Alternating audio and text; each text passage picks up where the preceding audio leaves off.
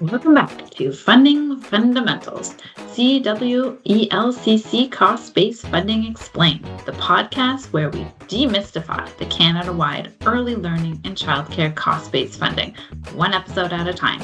I'm Ashley McMillan, your host, here to guide you through the complexities of funding and what it all means for childcare providers.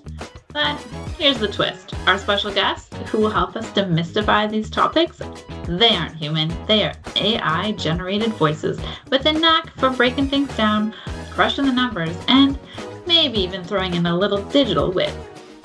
This limited series is here to make funding fundamentals clear.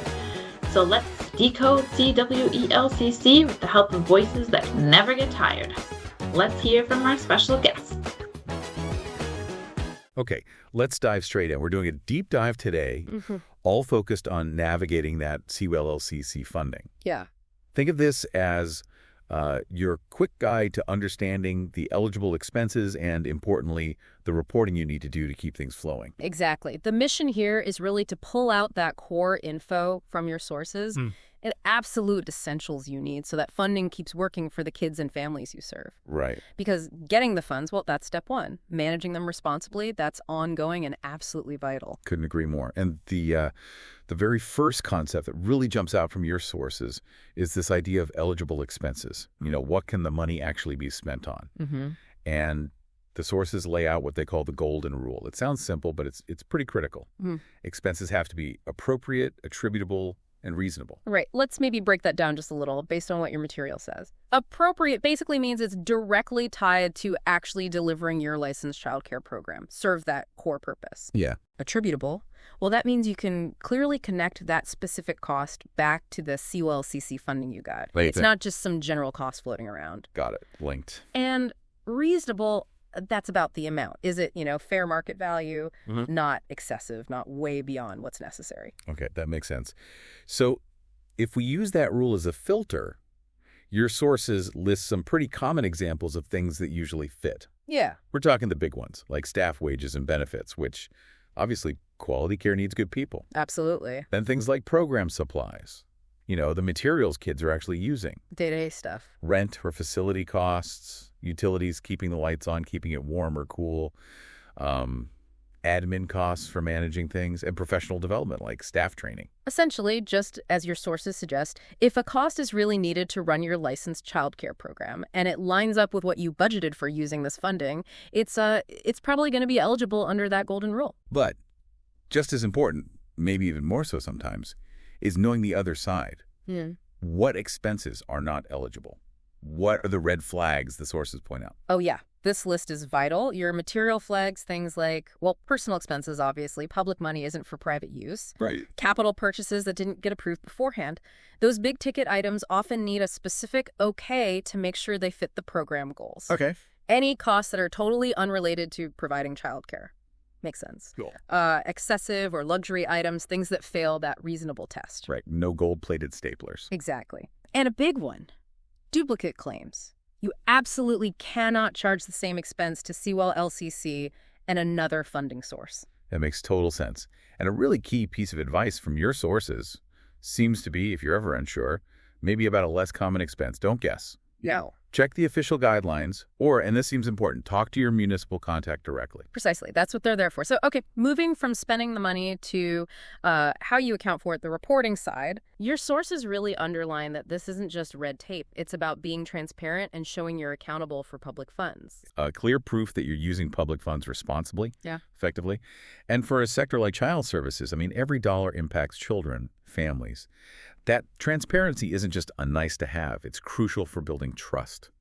Non-negotiable, you could say, right? That makes total sense. And, okay, we're still waiting on some more formal communication from Children's Services, probably closer to year end. So for you, the provider listening, what does this actually look like day to day? This focus on accountability. Let's maybe break down the typical things you'll likely need to report. First, obviously, the total funding you received. Then, and this is key, how you actually spent it. Broken down by specific categories. The categories are important. Yeah, and you also need to account for any leftover funds, any surplus. Provide the backup paperwork, like invoices, payroll records, that sort of thing. Documentation trail. Right. And finally, there's usually an annual attestation. Yeah. Basically, you signing off that you've complied with the rules. It's quite thorough. And just a quick note, remember the specific timelines, the really granular details for this reporting. Those will come directly from your local municipality. They often have slightly different ways of handling things based on local needs. Okay, now this is where things get, I think, really interesting, where the system tries to adapt. Imagine you're running a child care center and things change unexpectedly. Maybe enrollment dips or you need to adjust your operating hours for some reason. Yeah, that happens. That's exactly where these in-year adjustments come into play. Think of them as like a necessary flex point, a safety valve maybe. And what's really relevant here, cost-based funding ties the money directly to your actual costs of operating. Oh, okay. So because it's based on actual costs, figuring out how to handle changes during the year, these adjustments, it just takes time to build good, solid processes. Children's Services is definitely working on this. They'll communicate an official process once it's all, properly ironed out. Right. So this process, when it's ready, will let providers formally ask for funding updates if their situation changes significantly. It's not automatic, though. You'll need to apply, provide the reasons, the documentation. Exactly. Application and proof. But more info on exactly how that works is coming in the next few months. Yeah. It's about making the system responsive, I guess. But this brings up a really practical point for listeners right now. What if? What if significant changes happen now? Before that official process is fully rolled out, maybe a big drop in enrollment or an unexpected closure for a period. Yeah, what do you do then? If that's your situation, you really should reach out to Children's Services directly, right away. Talk to them about the potential impacts, figure out the next steps together. Don't wait.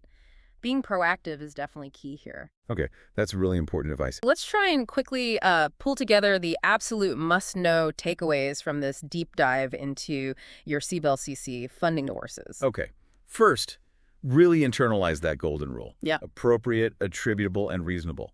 If an expense doesn't hit all three, pause and check. Second, documentation.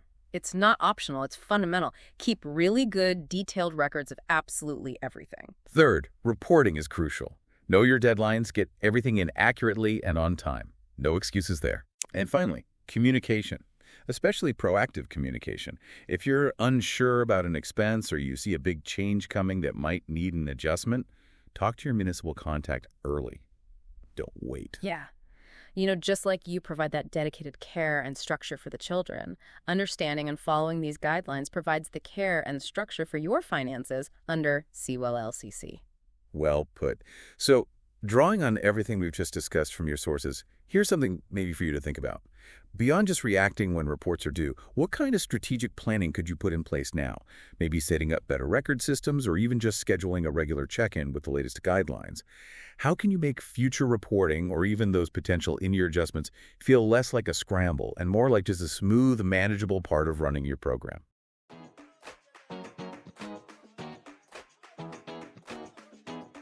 That's it for this episode of Funding Fundamentals, CBEL-CC Explained. I hope you found today's discussion insightful and that it helps you navigate the complexities of Canada's early learning and childcare system with confidence. If you have any questions, thoughts, or topics you'd like us to explore, feel free to reach out. Stay tuned for more episodes where we'll continue breaking down funding in a way that's clear and accessible. Until next time, I'm Ashley McMullen, and thanks for listening.